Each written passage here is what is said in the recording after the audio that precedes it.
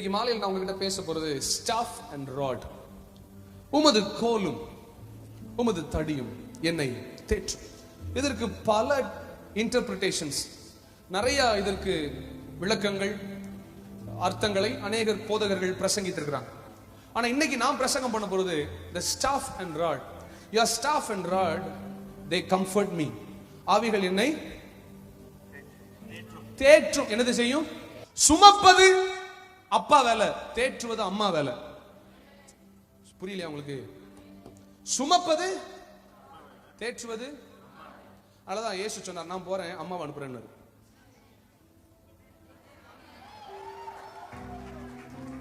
நான் போறேன் அம்மாவை அனுப்புறேன்னு.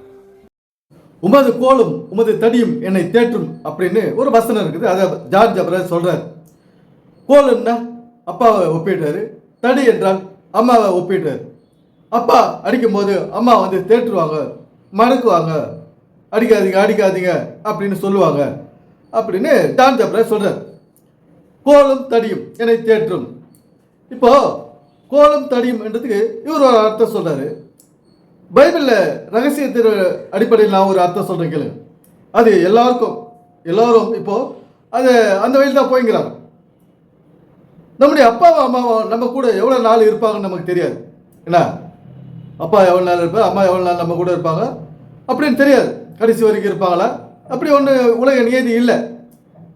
நாம் உயிரோடு இருக்கணும், அப்பா அம்மா உயிரோடு இருக்கணும்னு எந்த ஒரு கட்டாயமும் இல்லை. எது வேணாலும் எப்போ வேணாலும் நடக்கலாம். அப்படி இருக்கும்போது இந்த கோலும் தடியும் என்றது எதை குறிக்குது? இந்த கோல் என்பது பைபிள் ரகசியத்தின் அடிப்படையில் நான் சொல்கிறேன் பாருங்க. இந்த கோல் என்பது ஒரு தனி மனிதன் ஒழுக்கத்தை குறிக்குது. தடி என்பது அந்த ஒரு தனி மனிதன் கற்கும் கல்வியை குறிக்குது. நாம் கடைசி வரைக்கும் தாயின் தகப்பனும் இல்லாவிட்டாலும் நம்ம கூட இருக்கும் போது நம்முடைய ஒழுக்கமும் கல்வி, நாம் கற்ற கல்வியும் தான். பைபிளில் ஒரு வசனம் இருக்குது, உன் தாயும் உன் தகப்பனும் கைவிட்டாலும், உன் தாயும் தகப்பனும் கைவிட்டாலும் நான் உன்னை கைவிடுவதில்லை அப்படின்னு ஒரு வசனம் இருக்குது. இந்த கல்வி இந்த பைபிளில் பேசுது. நாம் கற்கும் இந்த கல்வி பைபிளில் பேசுது. நமக்கு தேவையான கல்வியை தான் இந்த பைபிளில் மறைபொருளாகவும் ரகசியங்களாகவும் எழுதி வச்சிருக்கு. வேற ஒன்றும் கிடையாது. நமக்கு ஏதோ காணாத பரலோகத்தையோ காணாத நரகத்தையோ இந்த பைபிள் சொல்லுது அப்படின்னு யாரும் நினைச்சுக்க வேணாம். இந்த பைபிள்ன்றது சமூக செயல்பாடு, சமுதாய செயல்பாடு முக்கியத்துவப்படுத்தி மையப்படுத்தி எழுதுது. சமுதாயத்தில் எப்படி நம்ம செயல்படணும், நம்ம எப்படி நம்ம இந்த உலகத்தில் வாழறது, எப்படி நம்முடைய வாழ்க்கையை வளப்படுத்திக்கிறது, எப்படி நம்முடைய வசதி வாய்ப்புகளை பெருக்கிறது, அதிகமாக்கிறது, அதுக்குரிய வழியை தான் இந்த பைபிள் வேதம்ன்றது வழிகாட்டுது. வேதம் என்ன பண்ணுது? நம்முடைய வாழ்க்கை வழிகாட்டி புத்தகம். அது எது? இந்த பைபிள்ன்றது நம்முடைய வாழ்க்கை வழிகாட்டி புத்தகம். இந்த பைபிள்ன்றது நம்முடைய பாடி சம்பந்தப்பட்ட புத்தகம், நம்முடைய சந்ததி சம்பந்தப்பட்ட புத்தகம் இந்த பைபிள் சத்தியம். அது மாதிரி தாயும் தகப்பனும் கைவிட்டாலும் நான் உன்னை கைவிடுவதில்லை அப்படின்னு இந்த பைபிள் சொல்லு. நம்முடைய ஒழுக்கம் என்னன்னாங்க? ஒழுக்கம்னா டிவி பார்க்காது இருக்கிறது ஒழுக்கம், சினிமா பாட்டு பாடாது இருக்கிறது ஒரு ஒழுக்கம், அதெல்லாம் கிடையாது.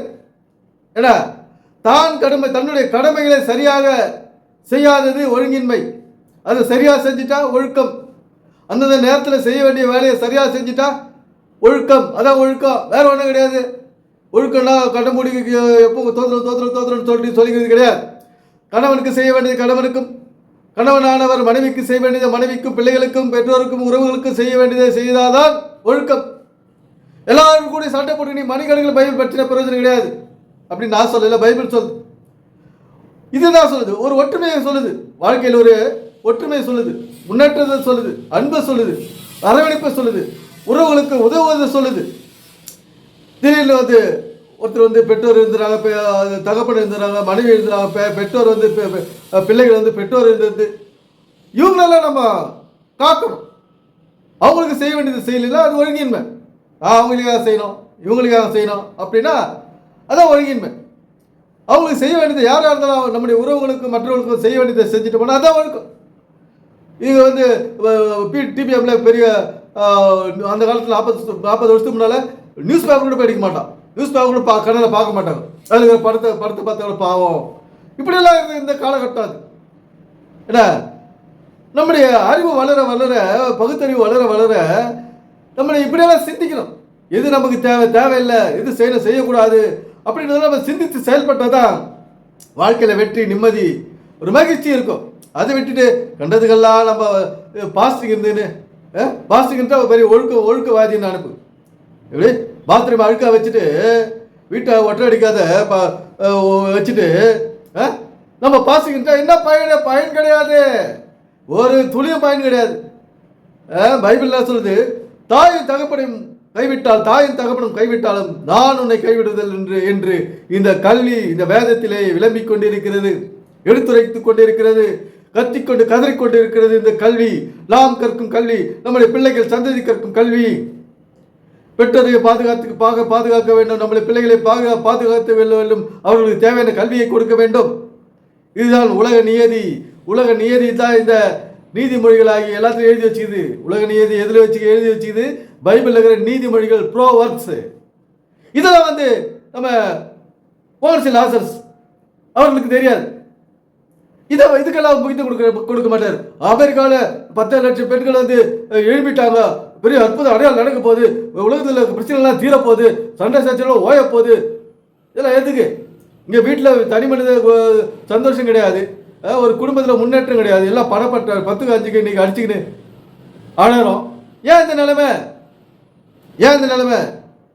காலகாலமாக காணிக்கின்ற பேரில் எத்தனை லட்சங்களை கோடிகளை கொடுத்துட்டோம், கட்டிட சபைகளை நம்பி மோசம் போயிட்டோம், கல்வியை கைவிட்டு விட்டோம். நம்ம என்ன பண்ணோம்? கல்வியை கைவிட்டுட்டோம். கல்வி மேலே ஒரு அக்கறை கிடையாது, படிப்பு மேலே ஒரு அக்கறை கிடையாது, ஸ்கூலுக்கு போகல ஒரு இன்ட்ரெஸ்ட் கிடையாது. எக்ஸாம் எழுதுனா ஒரு சோர்வு, எக்ஸாமுக்கு படிக்கணும்னா ஒரு கவலைனா அலட்சியம், புத்தகத்தை ஏதோ வெறுப்பாக பார்க்கறது, இப்படியெல்லாம் நடந்தது எப்படிங்க? கல்வியின் முக்கியத்துவத்தை இந்த பாலத்தினர் சொல்கிறது கிடையாது. கல்வியின் முக்கியத்துவத்தை இந்த பாலத்தினர் எடுத்து சொல்கிறது கிடையாது.